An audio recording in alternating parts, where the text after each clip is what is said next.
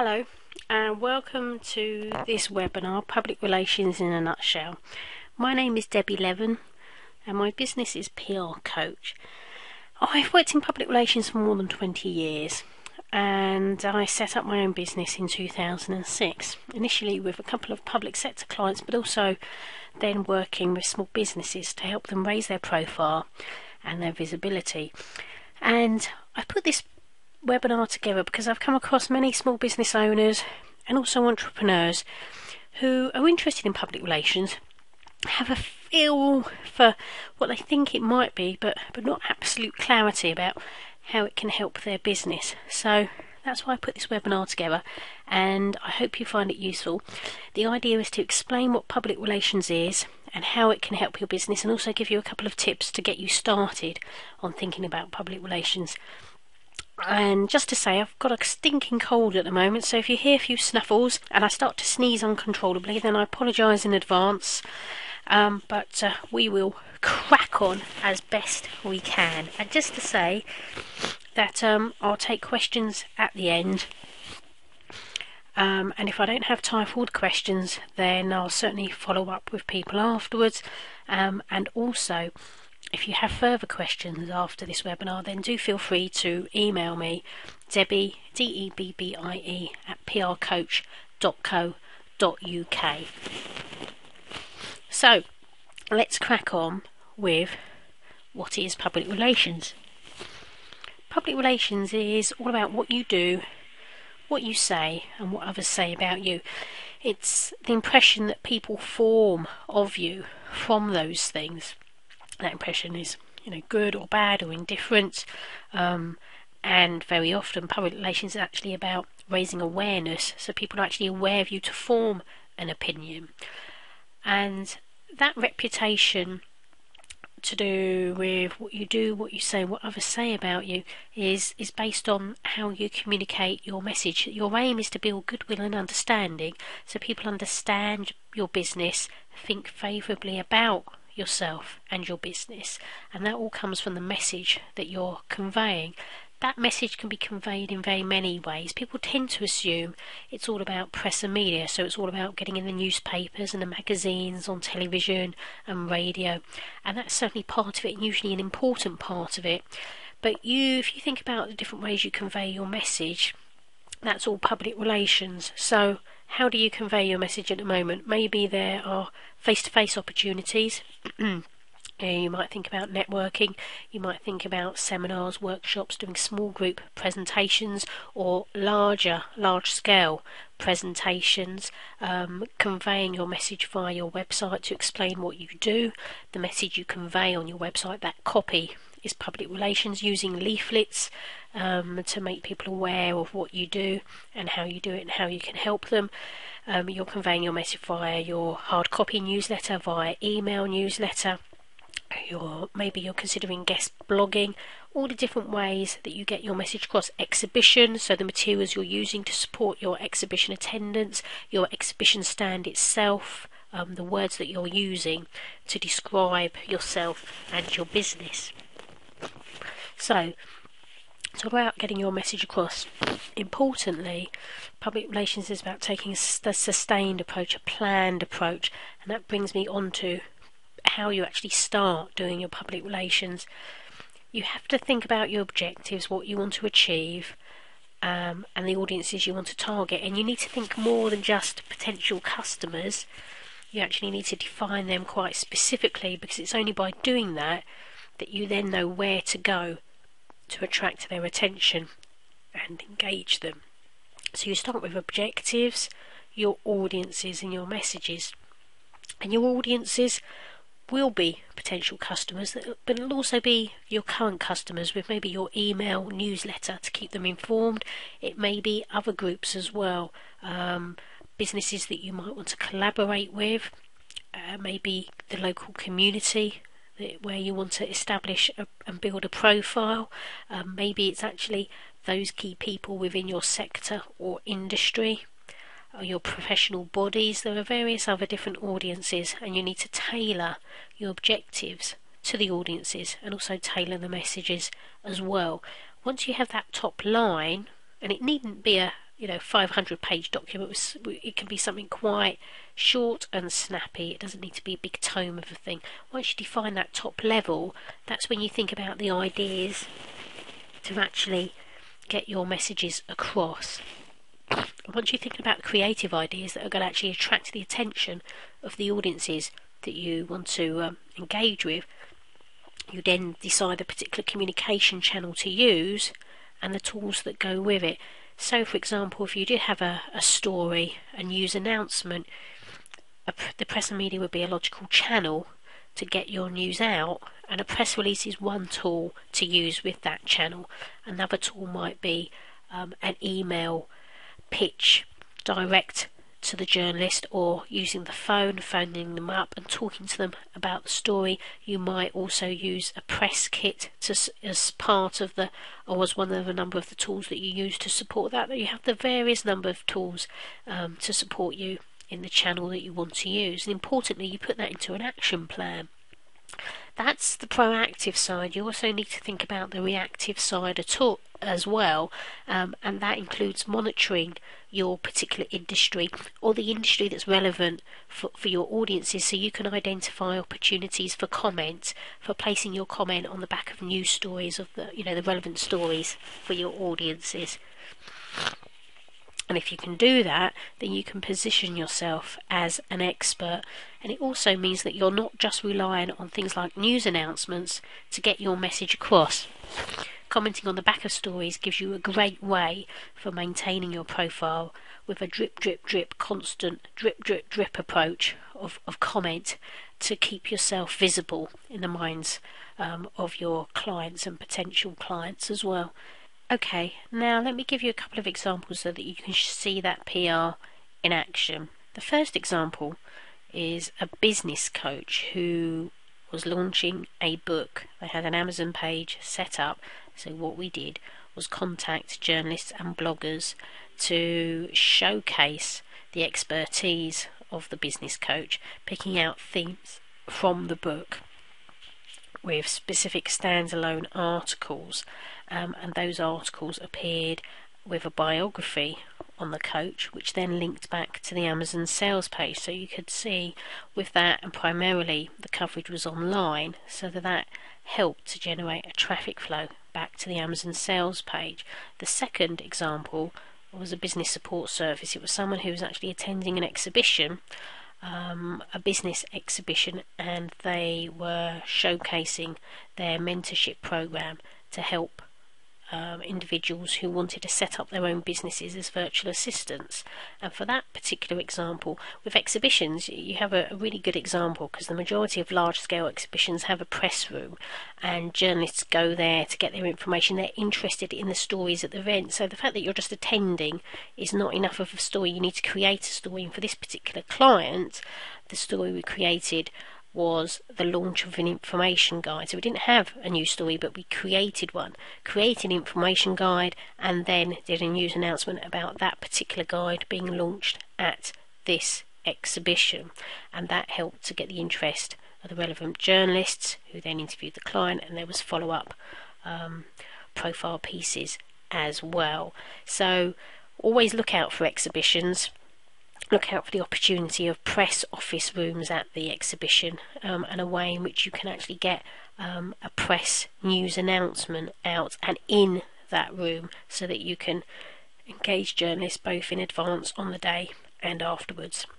The third example was an interesting one, because it was a debt advice service that was focusing on both businesses and consumers. And for businesses, again, we did expert articles where they could showcase their knowledge and their skills, their expertise.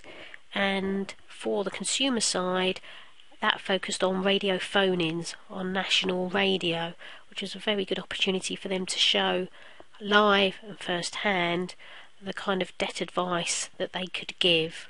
So you can see it's a different kinds of approach depending on the target market that you want to focus on.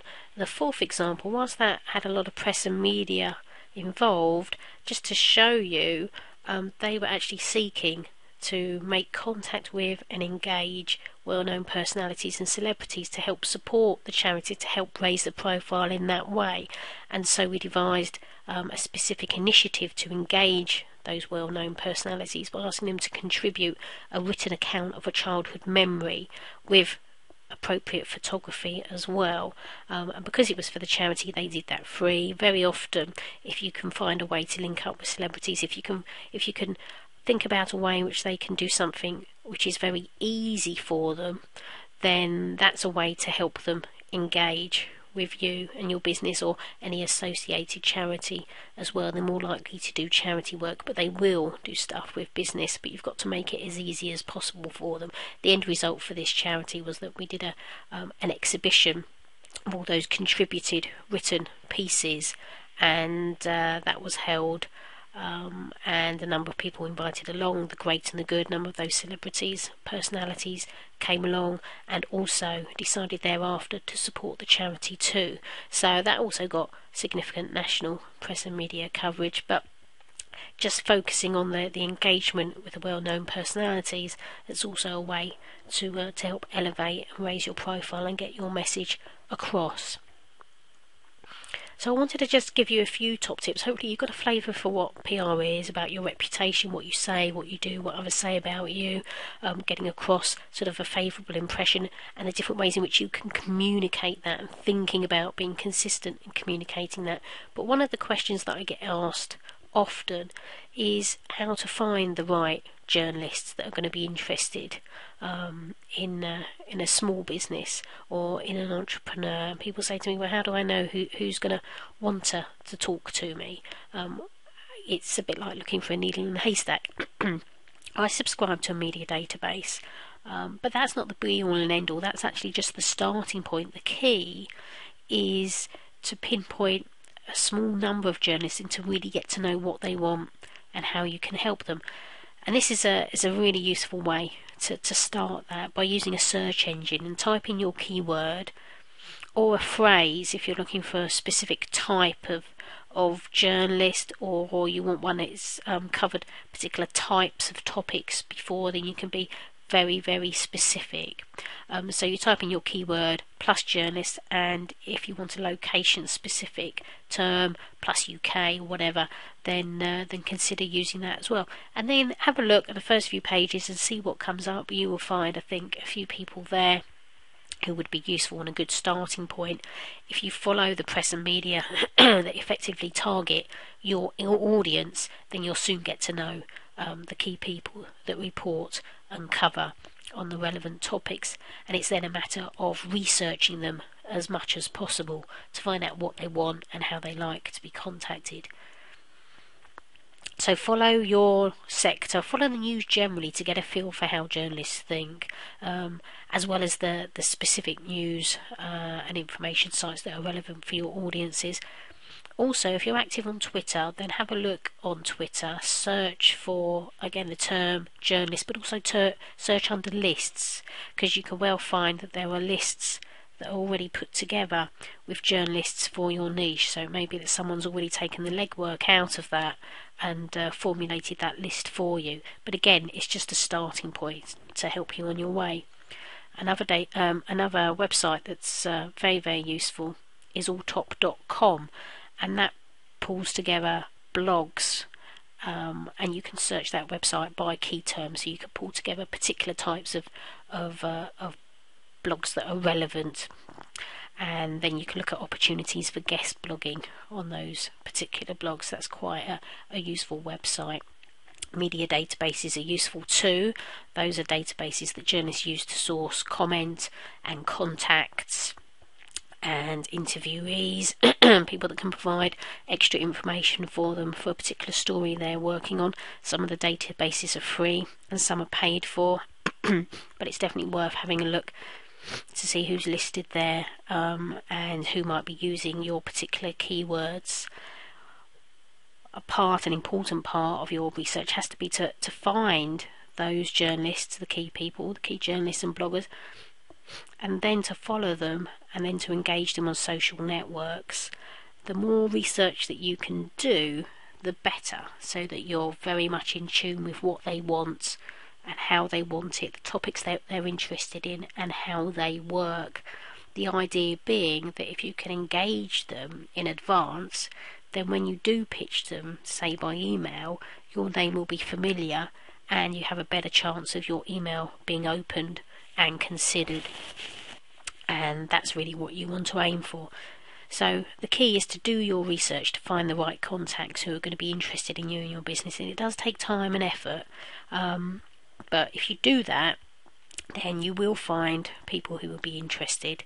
And if you package it in the right way, then you can get the results for your business that you're after. So just to sum up, and to ensure I've got a bit of time for questions as well at the end, public relations is all about reputation, what you do, what you say, and what others say about you. So you want to build a favourable impression by how you convey your messages. Ideally, you want to plan out your public relations. You define your objectives and audiences and messages, and then you wrap the specific ideas and activity around that. And once you've done that, you know the channels to use and the tools to use within those channels to get your messages across in the most effective way. Take a sustained and a planned approach so that you have a constant drip, drip, drip of public relations activity rather than a sort of a massive activity and then leave it. Because ideally what you want to do is build up relations with journalists, with bloggers, and also with your potential clients who are going to be seeing the messages that you put out. So where do you go from here? What's next? Get started, do PR yourself. There are lots of resources on the website, prcoach.co.uk. Hire someone to do it for you. And if that's the case, you're looking for someone who can demonstrate that, well, really, by asking the right questions, they're getting a feel for your business and what you want to achieve and where you want to go, and they can help support you in doing that, and they're very much in tune with the way that you work. That's very important. If you want to speak about that, then do drop me a line and we can catch up from there. You can also work with someone who can help you to develop the skills and the expertise and the knowledge to develop and implement PR for yourself. And if you are interested in that, then there's a PR coaching program that I now offer. It's valued at, the cost is £2,499, but the value far exceeds that. And the approach that I take is to actually work with you to define what you want to achieve, to help you put that plan together, and then to find for you and with you the key journalists and bloggers and influencers that would be important, putting together an activity plan, the types of things that can get attention, and give you all the template resources you need so that we get the PR up and running and happening for you, and then thereafter you have a plan for sustaining it yourself. So PR coaching is about making it happen for you, but also giving you the tools and the knowledge and the skills and the expertise and the confidence to then take it forward afterwards. It comes with 100% satisfaction guarantee. You get results, you get coverage, or you get your money back. We set at the start what your specific objectives and targets are in terms of your PR, and that's what we work on. So if that sounds of interest, then contact me, Debbie, DEBBIE, at prcoach.co.uk, and I'd be happy to chat to you about that. Before I finally wrap up, I've got time for a few questions that have come in, and let's just cover those off because there are some interesting ones in there. I'm not going to have time to take all of the questions, but let's pick out just a few so that we can have a look at those. Sam asks, how important are press releases? It's a really good question actually, because I think people tend to get hung up on press releases, thinking that they are the be-all and end-all, and that you have to have a press release if you want to get your news story out there. Traditionally, press releases were the tool to use to convey your news to journalists, and they were pretty much the only tool, really, apart from picking up the phone. Today, it's actually quite different. It is a very useful tool, still very handy and important to use in terms of getting messages across, conveying news to journalists, but it's also a more widely used tool for other things as well. So you can obviously communicate with journalists in many different ways today. It's not just about the press release, and also the press release itself has a different function, so it's just as important in terms of being a tool to convey your news to your key audiences and to your clients by sending it to them direct as it is with journalists. But certainly if you worry that you can't or don't know how to put a press release together, then it's not the be all and end all. Just if you can speak, if you can send an email, then you can contact a journalist and ask whether they're interested. It's as simple as that. There are particular sort of templates or sort of formats you can use for a press release, but it's not the be all and end all. But it is a useful tool. There are certainly resources on the website, theprcoach.co.uk, that help to guide you on putting together a press release. There's templates on there. If you look under resources, then you can find some helpful tips there as well. So it's a useful tool, but it's not the be all and end all. Mary asks about evaluation. That's another very good question. It really depends on what you've set as your objectives. The key is to think about evaluation at the start and not the end.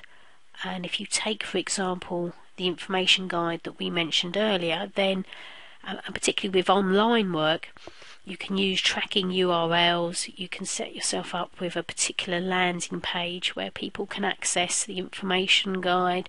You can have a look at hits on that page, the number of downloads. There are various different metrics you can use. You can use tracking URLs that take the traffic from different websites where you might have posted articles or comments and things like that. So there are various different ways in which you can evaluate it, but the key is to think about it at the start rather than at the end.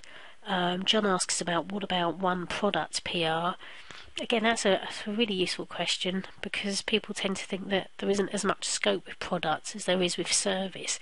It's certainly different, but with products you still have quite a range of PR opportunities.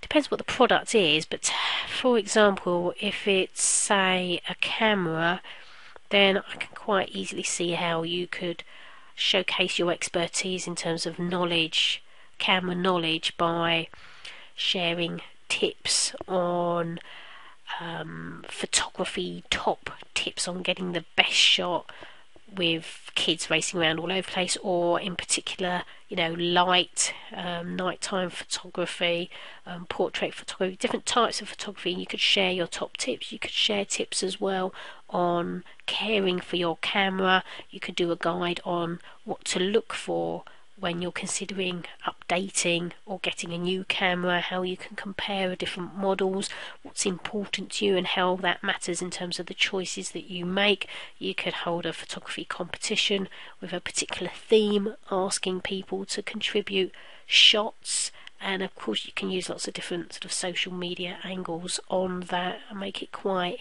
fun and lively, and post it on Pinterest and link to it with quotes and things and all sorts of things. So there's lots of bits and pieces that you could do on a single product. It really depends what the product is, but if you think a little bit outside the box, then I think you can come up with some really clever ideas. You could do an exhibition, a local one, or something that is a bit more wide-reaching, and you can have lots of fun with that. Claudia asks about buying a media list. It's a really tricky one, because I think there's a temptation for a lot of people to go and buy a media list of, say, travel journalists or health journalists, and then to ping out an email or send off a press release, and to think that that's it. And then when they don't get much response or any coverage, they kind of just think, well, it's not worth it. Media lists themselves aren't actually any good. The value comes from having the contact and then doing the research to know what those journalists want, and then taking a tailored approach to give them what they want. So I would much prefer focusing on half a dozen journalists and with a highly targeted email pitch or telephone pitch, and get half of them or 3/4 of them to respond, or 2/3 depending on the numbers, and getting some meaty coverage from them in the form of expert articles, or the press release being covered and getting a news piece from them. So it's a bit of a balance really, depending. With the feature type of approach, if you want to pitch in an expert article or a blog, you need to be very highly focused. News, you can be a little bit broader, but you still need to be tailored to the particular journalist. So if you're going to take 100 or 200 names and just fling out an email, a bit like chucking jelly at the wall and hoping something sticks, it's not going to be very effective. You need to be much more specific and laser targeted than that. So if you do want to buy a media list, or that's what you've already done, then the key is then to take the next step and to do the further research to give you the valuable information you need to be highly targeted. You don't have to buy a media list. I am subscribed to a media database, but that is just my starting point whenever I'm doing work for a new client. It's just the initial starting point, and then it's a matter of doing the research to find the opportunities, because it's only by doing it that way that you know whether they're going to be interested at all and the type of angle you should approach them with. You buy a list of 200 or so journalists, there's a good many of those that aren't going to be interested in what you have to say or what you have to offer in the first place, in which case you're just wasting your time. So I hope that gives you a bit of an idea about some of the things that you can do, and some of the questions as well that I hope that I've answered for you. If you have any further thoughts or questions or want to get in contact, then debbie@prcoach.co.uk. Do have a look at the website, there's lots of resources there, and if you have any suggestions for future webinars or any other questions that I haven't covered that you want covered in future webinars, then please do let me know. Thanks very much for your time, and I look forward to speaking to you soon. Many thanks.